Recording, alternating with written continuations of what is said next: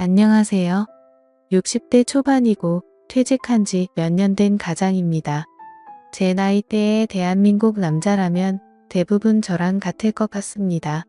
젊었을 때는 돈 버느라고 세월 가는지 모르고 앞만 보면 살다 보면 어느새 머리는 희끗해지고 주름만 깊어지는 아저씨가 되어버리지요. 아내와 아이들을 위해 일만 하다 보니 생활은 그렇게 부족하지 않지만 아이들과의 관계도 친밀하지 못하고 아내와의 사이도 그렇게 좋지 않은 경우가 대부분이잖아요. 저와 아내의 사이가 그렇게 나쁜 것은 아니지만 그렇게 좋은 것도 아닙니다.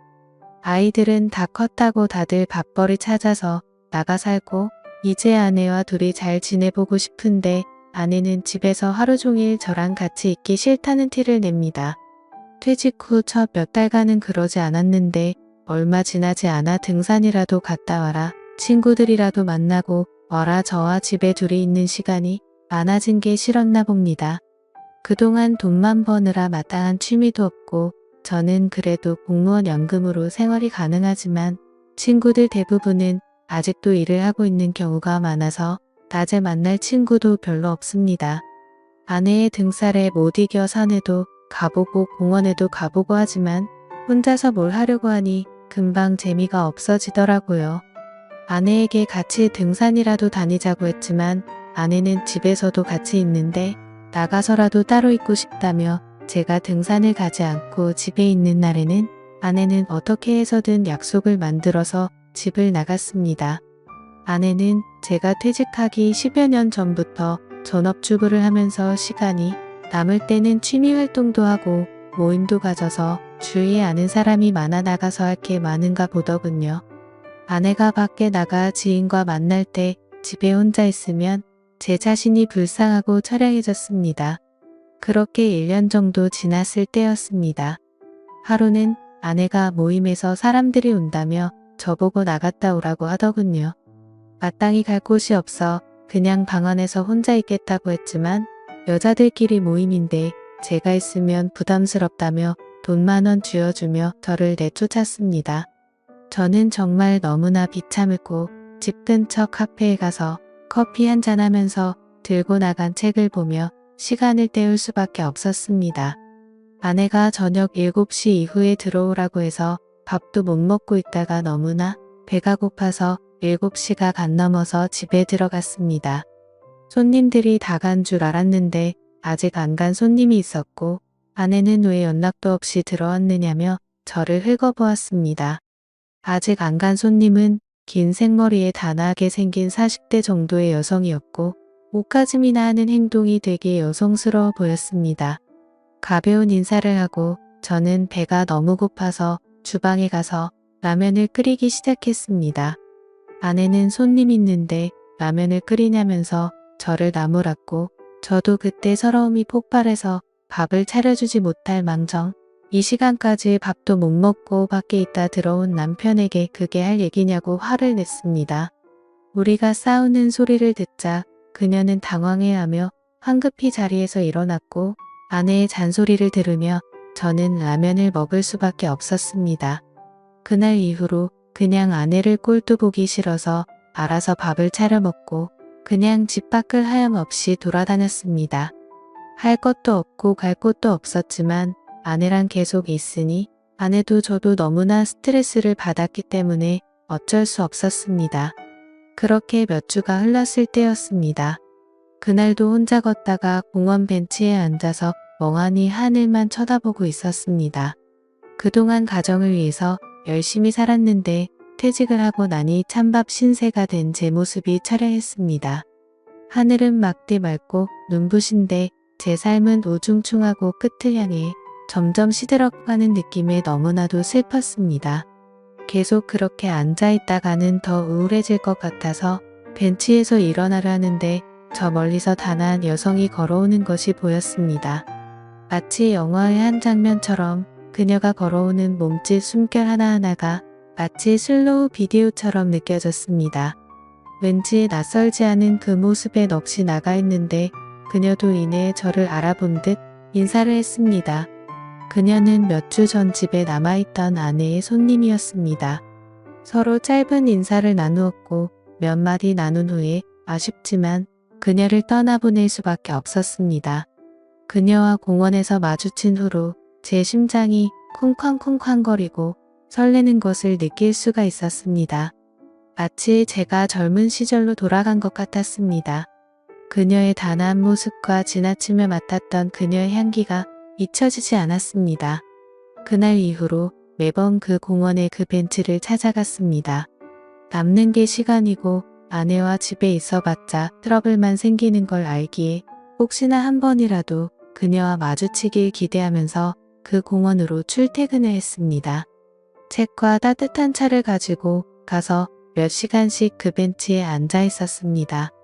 하지만 한 달이 지나도록 그녀와 다시 마주치는 기회는 없었습니다.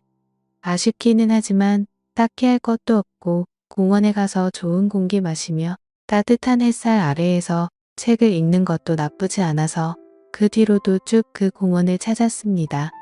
그러다 몇 주 뒤 벤치에 앉아서 책을 읽고 있는데 그녀가 제게 다가와 말을 걸었습니다. 그렇게 기다리던 그녀를 몇 달 만에 다시 보니 너무나도 흥분이 됐지만 티를 안 내려고 애써 태연한 척했습니다. 그녀는 가볍게 인사를 나눈 뒤 그날은 시간이 좀 있는지 제 옆자리에 앉았고 제가 읽던 책에 대해서 물어보았습니다. 그녀도 소설책 읽는 걸 좋아한다고 했습니다. 그동안 돈을 버느라 다른 취미 활동은 할 수 없었지만 출퇴근하는 지하철에서 소설책을 많이 보던 저였기에 책에 대해서 이야기할 것은 많았습니다. 저는 미국 고전 소설을 잘 보는 편인데 그녀는 일본 소설을 좋아하더군요. 서로의 관심책에 대해서 이야기를 하다 보니 시간 가는 줄도 모르고 몇 시간을 이야기했던 것 같았습니다. 어느새 하늘은 알록달록하게 노을이 지고 이제 가야 할 시간이라며 자리에서 일어섰습니다. 저는 아쉬움을 뒤로 한 채 그녀를 보내줬습니다. 그 다음 날도 그 다다음 날도 벤치에 앉아서 책을 봤지만 그녀를 볼 수 없었습니다. 집 앞에 중고서점이 있는데 방문을 했습니다. 그녀가 얘기했던 일본 여작가가 생각이 났고 다행히 그 작가의 소설이 있어서 하나 구입했습니다. 그 책을 읽으니 그녀의 생각이 더 많이 났고 그렇게 그 작가의 소설을 세 번째 읽던 때였습니다. 그날은 왠지 아침부터 기분이 좋았는데 그날 다시 그녀를 만날 수가 있었습니다. 제가 보던 책을 확인하더니 소녀처럼 웃기 시작했고 자신의 가방에서 제가 전에 읽던 소설책을 꺼내 보이더군요. 그녀는 서로 좋아하는 작가의 소설을 읽고 이야기를 나누는 독서 모임을 하면 어떻게 했냐고 하더군요. 지난번 우리 집에 왔을 때 사실 아내와 다른 여자분들과 미술 모임이었는데 자기는 여러 사람을 만나는 게 익숙하지 않아서 모임을 나가지 않고 있는데 저랑은 왠지 편하게 모임을 할 수 있을 거라면서 그 뒤로 매주 일주일에 2번씩 만나서 독서 모임을 이어나갔습니다. 저는 남는 게 시간이라 하루 이틀이면 소설책 한 권을 다 볼 정도였고 그녀도 책 읽는 걸 좋아해서 이틀에서 3일에 한 권씩 읽기 시작했습니다. 그렇게 매주 그녀와 만나다 보니 우리는 급격하게 친해지기 시작했습니다. 제가 그동안 읽은 소설책 양이 어마어마하기도 했고 아무래도 나이가 많다 보니 그녀보다는 조금 더 깊은 얘기를 하곤 했을 때마다 그녀의 눈빛은 초롱초롱 빛이 났습니다. 그러다 책을 10권 떼었을 때 그녀가 처음으로 뒤풀이를 하자고 해서 파전집으로 갔습니다. 문학 얘기는 막걸리 파전과 함께하는 거라며 자기가 대학교 독서 동아리 때는 항상 그랬다고 했습니다. 막걸리를 한 잔 한 잔 할 때마다 그녀는 평소와는 다르게 말이 많아졌습니다. 예전 대학교 때 동아리를 하면서 너무나도 즐거웠던 추억이 요즘 저와 독서 모임을 하면서 다시 느끼고 있다며 좋아했습니다. 그러면서 자기는 지적인 남자가 좋아서 대학교 때도 책을 많이 보는 동아리 선배를 짝사랑한 적이 있었다며 제가 자신과는 다른 견해의 이야기를 할 때는 너무나 똑똑해 보인다고 하더군요. 저 좋으라고 하는 소리였겠지만 은근히 기분 좋고 설레기도 했습니다. 조금 더 취하자 자신의 가정 이야기도 했습니다. 자신은 이혼녀이고 이혼한 지는 5년 정도 됐다고 합니다. 전 남편은 집이 많이 부유했었고 남편과 시댁도 아무런 문제가 없었지만 아이를 낳지 못하는 걸로 갈등이 있었다고 합니다. 기어코 전 남편은 다른 여자와 바람이 나서 아이를 데리고 왔고 이혼의 대가로 그녀가 지낼 만한 집의 전세금과 생활비 정도의 의자료를 받고 이혼을 했다고 했습니다. 전 남편은 돈 버는 거에만 관심이 많아서 소설책을 읽는 거는 시간 낭비라며 자신을 무시하고는 했는데 요즘은 저랑 이렇게 소설을 읽으니 좋다더군요. 그래도 전 남편과 이혼에 대해서 얘기를 하면서 기분이 좋아지지 않았는지 그녀는 막걸리를 원샷하기 시작했고 그러더니 갑자기 테이블에 머리를 박고 자기 시작했습니다. 저는 10여 분간 그녀를 흔들어 깨웠지만 그녀는 이미 만취 상태였고 어쩔 수 없이 그녀의 지갑에서 신분증을 발견하고 그녀의 집으로 그녀를 데려다 주었습니다.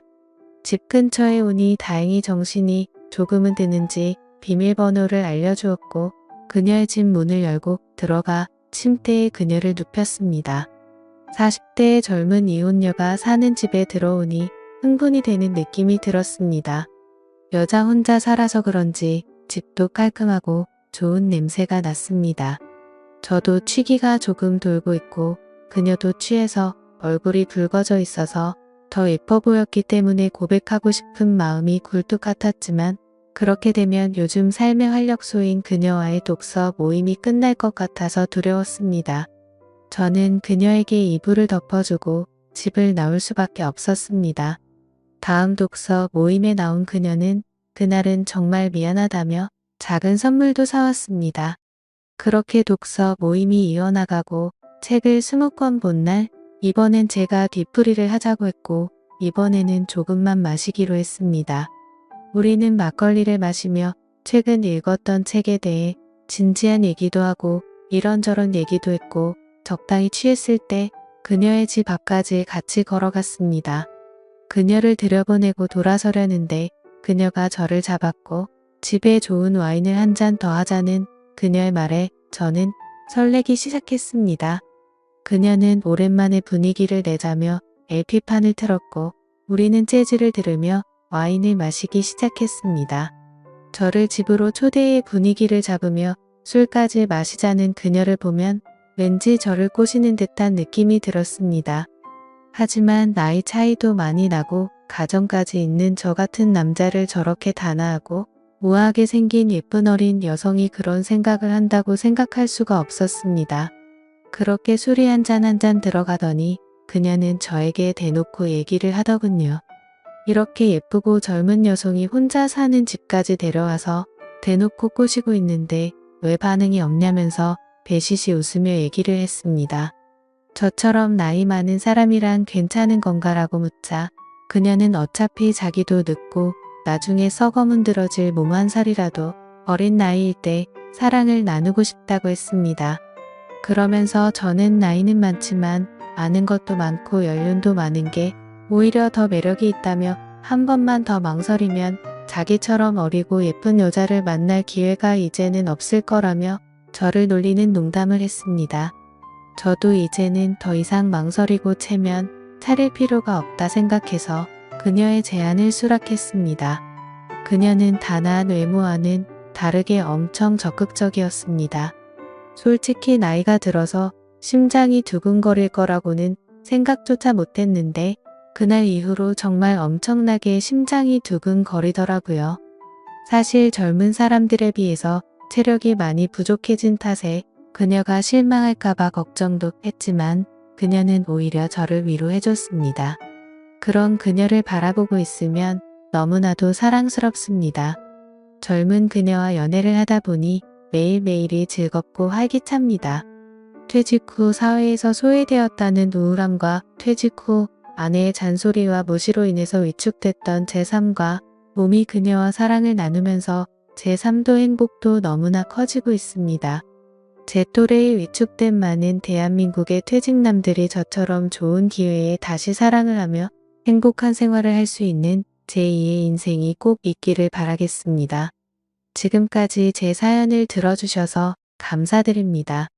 구독과 좋아요 부탁드려요. 감사합니다.